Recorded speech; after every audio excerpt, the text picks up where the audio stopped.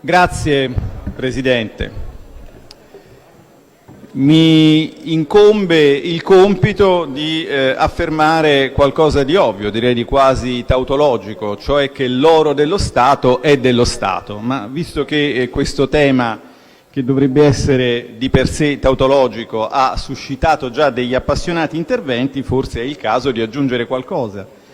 Nella mozione della nostra opposizione di sinistra ho particolarmente apprezzato il richiamo alla storia. Ecco, cerchiamo di capire dalla storia come arriva l'oro nei forzieri delle banche centrali. I percorsi sono fondamentalmente tre, storicamente. Lo sfruttamento coloniale, e questo non ci riguarda particolarmente, oggi riguarda pochissimi stati, la guerra e i surplus di bilancia commerciale. Quindi l'oro arriva nei forzieri delle banche centrali in virtù di due cose: il coraggio dei cittadini che riescono a vincere una guerra o l'industriosità dei cittadini che riescono ad avere un surplus di bilancia dei pagamenti. E per questo motivo l'oro della banca centrale non è di una persona, non è neanche di 5 italiani, ma è l'oro di tutti gli italiani, e questo per la genesi della costituzione di queste riserve, quelle auree, ma più in generale quelle valutarie. Ed è così anche perché è così ovunque, ovunque. Oggi è facile documentarsi, basta uno strumento come questo e si può tranquillamente andare su internet e consultare gli statuti delle banche centrali. Io l'ho fatto andandomi a consultare gli statuti delle banche dalla A di Afghanistan alla Z di Zimbabwe. In tutti questi statuti, passando naturalmente per quelli delle banche aderenti al sistema europeo delle banche centrali e quindi in particolare quelle dell'Eurozona, in tutti questi statuti è chiaramente espresso il fatto che la banca centrale detiene le riserve dello Stato. Mi correggo, solo in uno questa cosa non è specificata, nello Statuto dello Zimbabwe. Non so se questo è il modello di qualcuno in questo augusto consesso, ma in ogni caso eventualmente lo prenderemo in considerazione se viene esplicitata una richiesta simile. Ed è così anche perché lo dice la massima autorità in ambito di central banking adesso in Europa. E chi?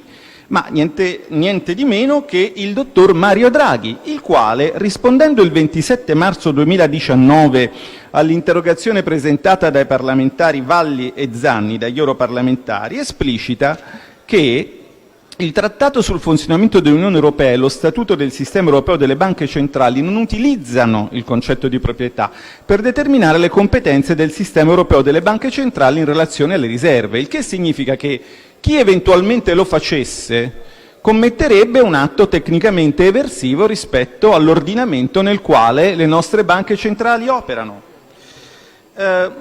Vorrei chiarire una cosa che forse ha suscitato questo dibattito, ma ci tornerò poi dopo in dichiarazione di voto. Vorrei chiarire che lo Stato non è il governo. Mi dispiace dover fare questa precisazione qui e doverla fare a noi, ma da questo scaturisce che tutta una serie di cose che sono state dette sono particolarmente inconferenti. Vorrei tornare anche al tema del rimpatrio dell'oro.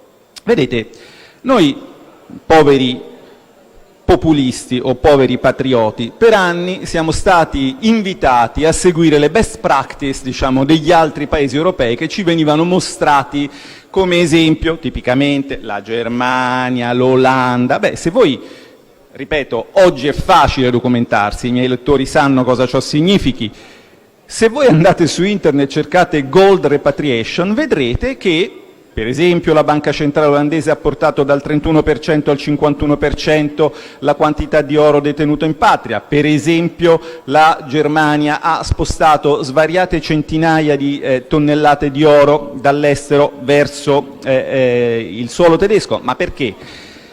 Certo che quando c'era la pressione sovietica poteva essere conveniente diversificare il rischio paese, poi dopo, quando questa pressione è venuta meno, hanno pensato che fosse più utile riportarne un po' in casa. Ha ragione il collega Misiani, sono scelte di diversificazione. La diversificazione è un principio di rischio finanziario. Noi infatti non chiediamo che venga rimpatriato, chiediamo semplicemente che si studi serenamente la questione, si studino i costi e il governo abbia una contezza di dove sono le riserve, in particolare quelle auree.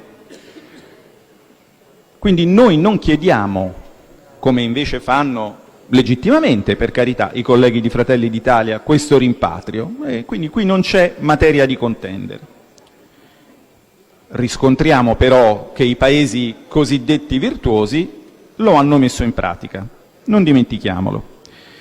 Vorrei arrivare su un ultimo punto che è stato sollevato e con la solita, diciamo, insalata di concetti che non ci aiuta, perché forse qui dovremmo essere un pochino più puntuali e precisi, così come non è il caso di distinguere, perdonatemi, di confondere Stato e Governo, che poi è l'origine dell'equivoco che ci porta qui, non è neanche il caso di confondere indipendenza ed autonomia. L'indipendenza della banca centrale non è minimamente in discussione.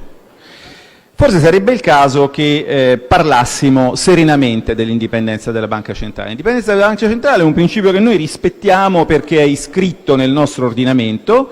Noi gli ordinamenti europei vogliamo cambiarli, ma vogliamo cambiarli nel rispetto delle regole. È un principio che si afferma negli anni '80, è un principio abbastanza vetusto che sta all'attuale contesto finanziario come, non so, come le penne alla vodka stanno alla nostra tavola o gli Spandau Ballet stanno alla musica che ascoltiamo. È roba vecchia, è roba degli anni '80, di quando l'inflazione era effettivamente a 2 cifre e occorreva un certo tipo di istituzioni. Ora siamo in deflazione e occorre un altro tipo di istituzioni che si affermerà. Ma questo è un dibattito che lasciamo per un'altra volta.